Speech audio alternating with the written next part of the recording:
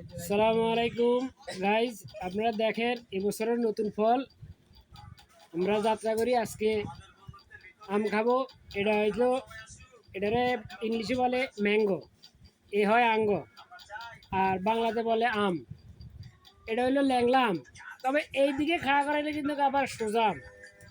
আর আপনারা এটা যদি লবণ দিয়ে খান তাইলে একটু লবণ মরিচ দিয়ে খাইলে একটু টকটক লাগবে। আর যদি একটু চিনি মিশিয়ে খান তাহলে একটু মিঠা মিঠা লাগবে। আর যদি হালকা লবণ মরিচ মিক্স করে কষালি খান তাহলে আমসির মতন একটু টক টক লাগবে জানি মুখে রস আসে যায়।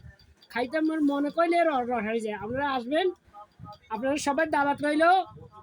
দিদার store, this is a mango, এ হয় আঙ্গ। আসবেন কিন্তু আগামীকাল। Okay, good night.